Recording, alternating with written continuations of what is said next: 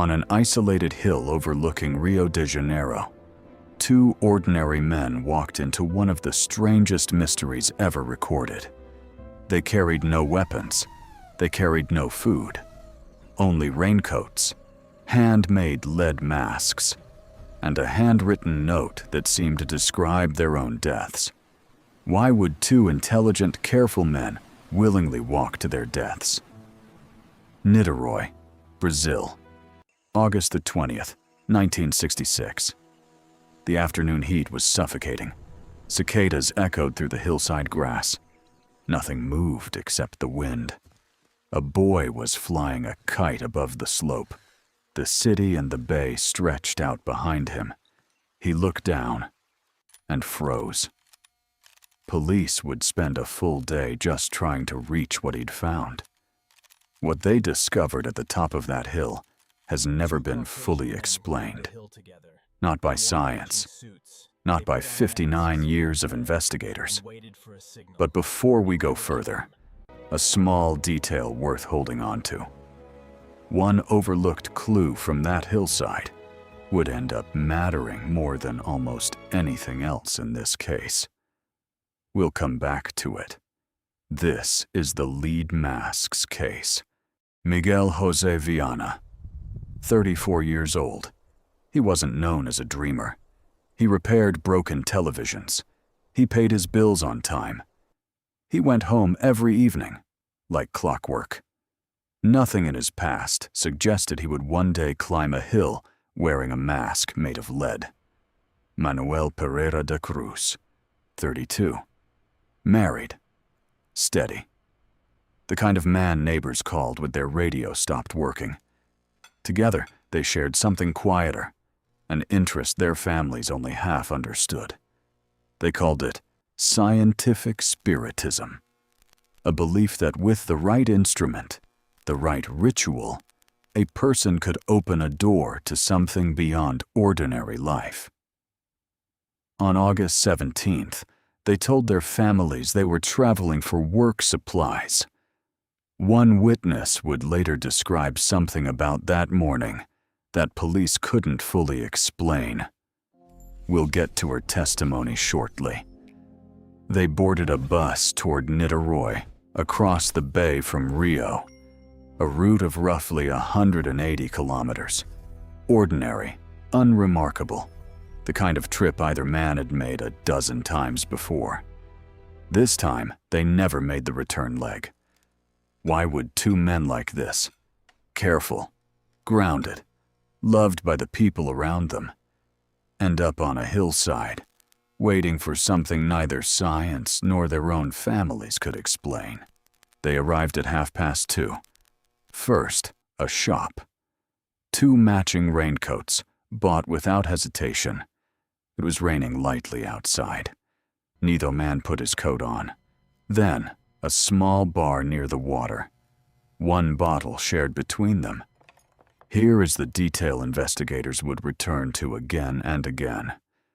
The waitress who served them remembered Miguel as unusually nervous, checking his watch again and again, as if counting down towards something specific. That was the last time anyone would see either man alive. From the bar, the road climbed upward, toward Vintem Hill, a green, humid slope overlooking the bay. The afternoon heat would have been heavy by then. Insects droning in the grass, the kind of silence that presses on you the higher you climb. 3 days would pass in that silence before anyone learned what happened next. August 20th. A boy flying a kite on the hillside looked down through the tall grass and stopped moving entirely. Two men, lying on their backs, side by side, not fallen, arranged. Police were called immediately, but the hillside was steep and overgrown, and it took a full day of climbing before anyone actually reached the bodies. By the time they arrived, the heat and time had already begun erasing evidence no one yet realized would matter. What officers found stopped even the most experienced among them Matching formal suits, raincoats layered on top, despite the fact it hadn't rained in days, and covering their eyes, completely, deliberately, thick sheets of hand-cut lead, held in place with simple wire. No injuries, no wounds, no sign of struggle at all. Their watches removed and placed carefully inside a small plastic bag. Cash, untouched, still in their pockets. Beside the bodies, 5 objects that would define this case for the next 6 decades. An empty water bottle, 2 damp towels, a small notebook, the raincoats, folded rather than worn, and the masks themselves, the strangest object of all. Now, remember that overlooked detail from earlier. Here it is. Everything about this scene, from the folded coats to the bagged watches, suggested careful, deliberate preparation. These men hadn't been ambushed. They had arranged themselves for something they expected to survive. Investigators found a small notebook resting near the bodies. Most of it was exactly what you'd expect. Parts lists, technical notes, ordinary work. But on one page, in handwriting studied for decades, was something else. 1630. Be at the specified location. 1830. Ingest capsules. After the effect, protect metals. Await signal. Mask. Notebook. Capsules. Lead masks. Signal. Death.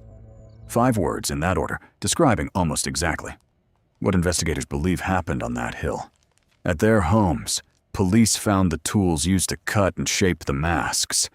This hadn't been improvised. It had been planned, weeks in advance, and carried up that hill with intention. They also found a heavily underlined book describing the intense luminosity of higher beings, the kind of light a person might genuinely need, lead to shield their eyes from. Friends confirmed it. Miguel and Manuel had tried this before, once, with a homemade device in a backyard. That earlier attempt ended in an explosion. No one was badly hurt, but no one asked, back then, exactly what they thought they were building toward. So we return to the question. Why would 2 intelligent, careful men write down instructions for their own deaths, and then follow them exactly? By the time the bodies reached the coroner's office in Niterói, days had passed in the heat.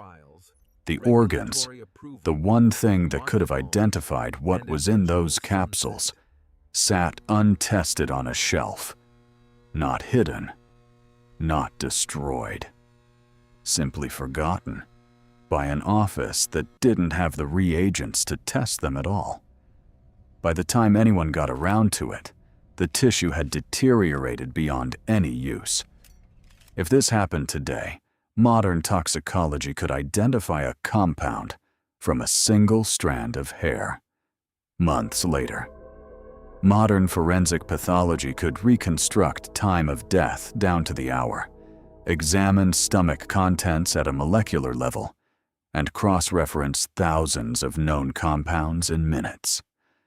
None of that existed on a shelf in Niterói in 1966. The tools that could have closed this case in a week didn't exist yet. And by the time they did, there was nothing left to test. And even without the toxicology, the witnesses left behind a set of theories that still divide researchers today. Theory 1, the ritual. Picture 2 men at dusk, capsules swallowed exactly on schedule, lead masks lowered, waiting in total darkness for a light they believed was coming. Theory 2, the toxic accident, an unregulated stimulant, heat, physical exertion. 2 hearts giving out almost simultaneously. No ritual required, just chemistry and circumstance. Theory 3, something they saw. Several locals described an orange or bluish light hovering above the hill that same evening. One reported an explosion. Pictured 2 men lowering their masks, not in celebration, but in fear. bracing for something neither expected to actually arrive. Nothing was ever proven. No second body. No trace of the capsules. No confirmed source for the lights. Or maybe the real answer isn't blue, or green, or red at all. Maybe it's simpler and stranger. That two careful men believed, completely, that something was waiting for them on that hill.